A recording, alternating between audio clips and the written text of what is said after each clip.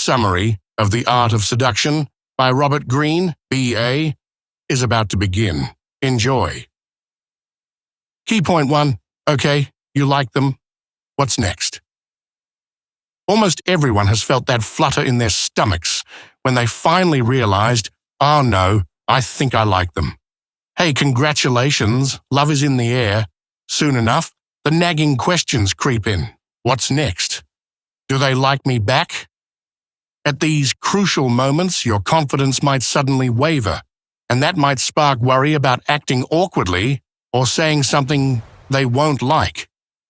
But what if you knew what makes you attractive? What would happen if you understood your strongest and weakest traits and what draws others to you? Here's what could happen. You'd feel more confident meeting new people, interacting with them, and even pursuing romantic interests. Robert Greene believes seduction is a game anyone can master with enough patience and curiosity. It's not about manipulation or mind games, but about rediscovering your potential to connect with others. The power to seduce goes beyond the physical. It's a blend of psychology, art, and communication. Are you ready to tap into your potential and find your seduction type? Want to capture people's attention, like Elvis Presley or Marilyn Monroe? Then prepare to uncover some of the world's best-kept secrets on attraction. Key point 2. Anyone can be a seducer. So, what's seductive about you? Starting with this question is the first step to mastering the art of attraction. If you're unsure about your attractive qualities at this stage, think of it this way. What's inherently appealing about your character, looks, and behavior? What are your best personality traits? Have you asked anyone around you what they think your most notable qualities are? Which parts of your appearance do you appreciate most? What makes you stand out from the crowd? Great! By now, you should have at least 3 distinctive things in mind. Now let's play a little matching game. In the following minutes, you'll learn about 9 seducer types: siren, rake, ideal lover, natural, dandy, charmer, charismatic, coquette, and star. You'll get to know their strengths and weaknesses, alongside exciting stories about historical figures embodying each type.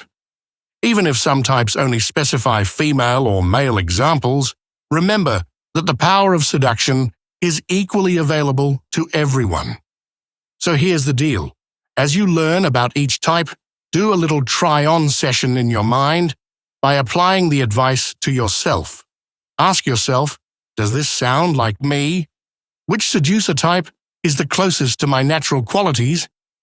Just remember that the point isn't to change yourself or fit into any type, but to finally recognize the attractive powers you already possess and make them visible to others, all while having fun. Seduction is a game of psychology, not beauty, and it is within the grasp of any person to become a master at the game. Robert Greene. Here's another thing to consider before you dive into seducer types. A strategic seducer could very well use this information to play mind games or manipulate you into an unhealthy relationship. That's why, alongside each type's strengths, you'll also learn about the potential dangers and red flags to watch for if you're interested in someone. Even though the power of seduction can help you, it's also a tool that can work against you. Enough with disclaimers, let's meet the siren. Key point 3. Secrets from Monroe and Cleopatra. Guess what Cleopatra and Marilyn Monroe have in common? They share the same seducer type, the siren. The sirens offer a sense of adventure and variety alongside a naturally confident and alluring energy. To many, they represent the perfect fantasy. Can you guess who the original siren was? This woman appeared suddenly in Julius Caesar's palace, hidden in a wrapped carpet. This dazzling entrance made Cleopatra a famous seductress who held sway over influential politicians of her time. Her secret, life with her, was as exciting as life on the battlefield. Even an emperor had to work hard to keep a siren like Cleopatra in his life. A siren's attractive traits include taking care of their looks. Sirens pay attention to their scent, graceful movements, makeup, and clothing to hone their image and craft an attractive presence for others. Creating an aura of excitement and adventure, keeping things varied and exciting for their partner. For example, although she seemed effortlessly beautiful, Marilyn Monroe's image in the mirror took hours to create. From voice and makeup to the manner of walking, she carefully crafted the perfect embodiment of a siren. Your appeal goes beyond your physical beauty. Although attractive, sirens have their potential drawbacks. The constant need to maintain variety and excitement can lead to emotional instability and burnout in relationships with sirens. A heavy reliance on physical beauty and the allure it brings, which can fade over time. They can be moody, pulling people in one moment and pushing them away in another. Still, sirens are an intriguing type to explore. Here's some practical advice on how to channel siren energy. 1. Take care of your appearance. Experiment with makeup, clothing, and hairstyles to highlight your best features and create a captivating presence. 2. Maintain some mystery. Be yourself, of course, but consider not revealing everything about yourself too soon. 3. Keep things exciting. Introduce variety and spontaneity in your interactions with your love interest. For example, plan unexpected original dates or adventures. 4. Practice moving gracefully and confidently. Your gestures and body language should hint at excitement and allure without being too overt. Key point 4. What kind of lover are you?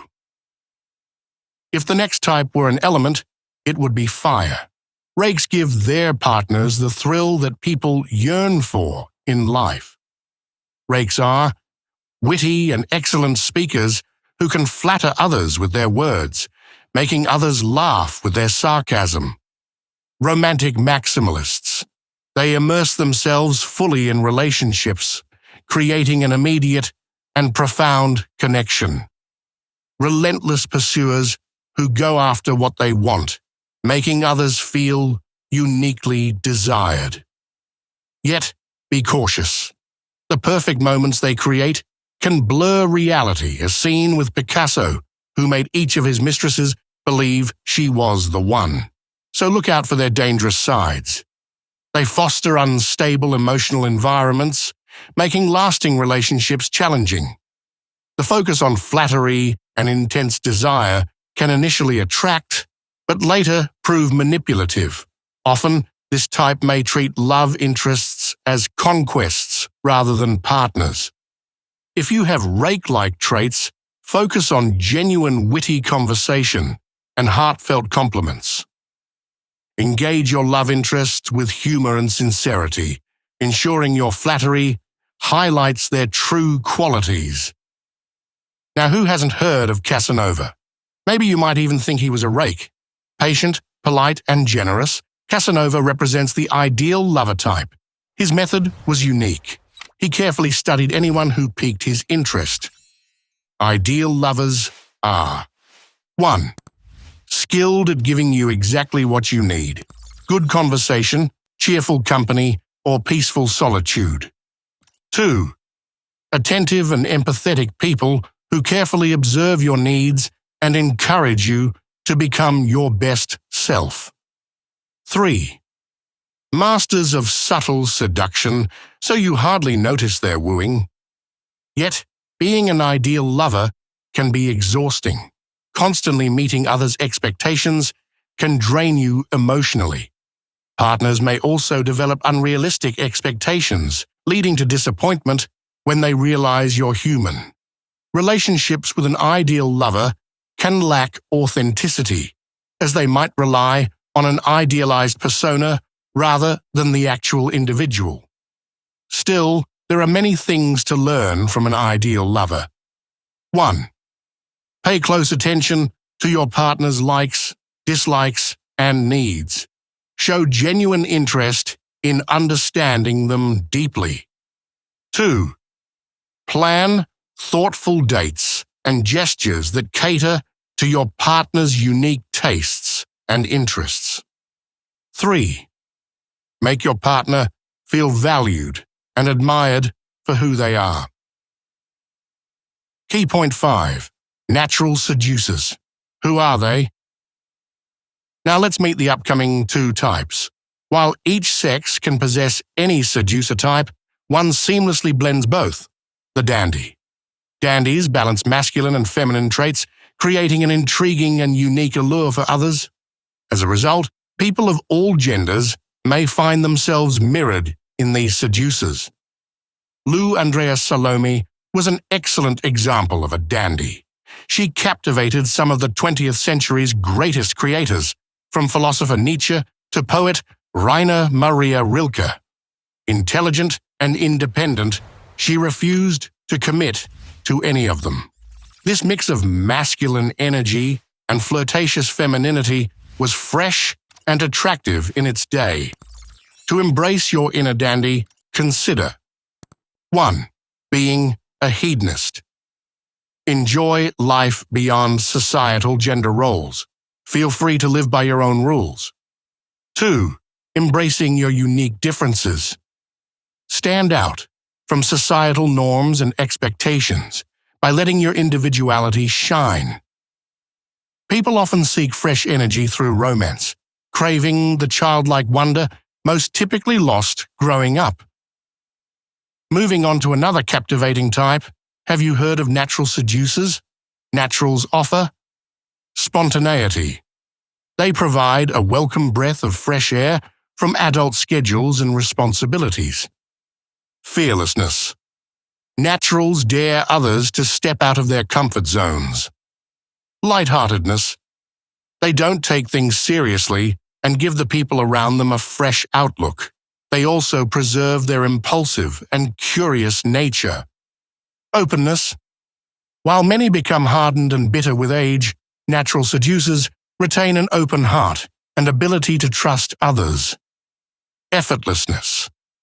Everything seems easy to them, whether it's their pursuits, talents, or interests. Keep a glint in your eye to show that you do not take anything seriously. Robert Greene. On the other hand, the drawbacks of naturals include immaturity, an inability to take responsibility, and difficulty adapting to adulthood. Naturals can go overboard by expecting others to parent them. To be your best natural self, try 1.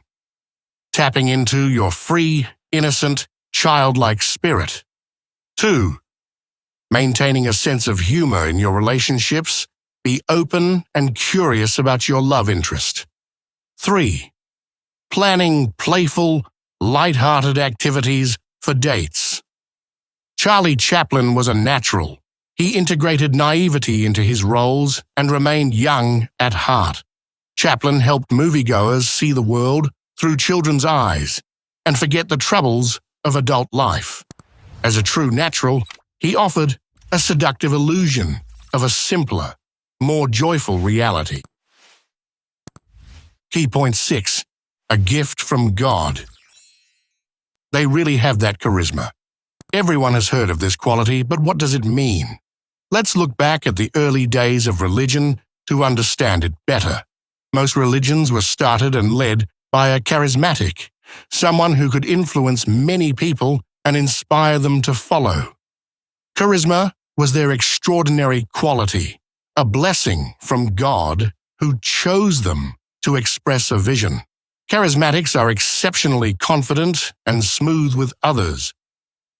Charisma isn't just an innate gift.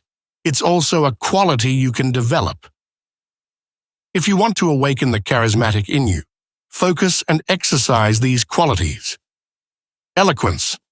Charismatics have an excellent command of language using it to evoke strong emotions in others. Magnetism. The eyes are a powerful tool for conveying a spectrum of emotions and leaving a lasting impression when interacting with others.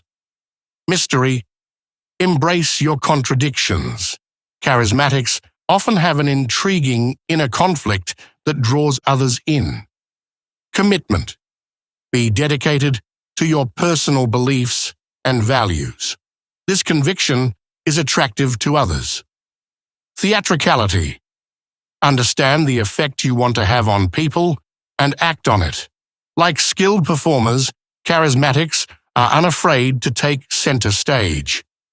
Think of figures like Robespierre or Elvis Presley. Elvis's charisma completely captivated audiences during his live performances. He drew fans in by shaking, trembling his voice, and adding unusual gestures, making the crowds go wild for him. His charisma stirred people up and excited them. Elvis became their outlet for everything repressed and unconscious, much like any charismatic leader does.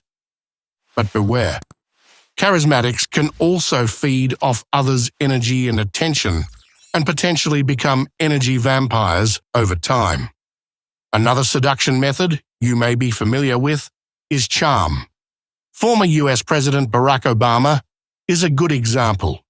Charmers don't have to rely on sexuality to attract attention. Instead, they make you the center of attention, ensuring you feel special and valued.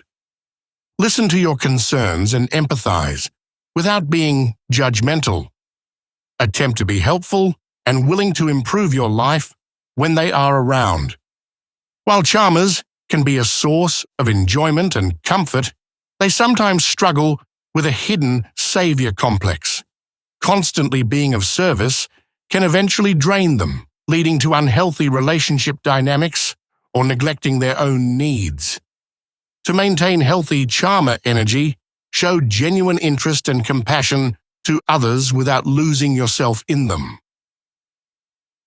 Key point 7. How to seduce an emperor.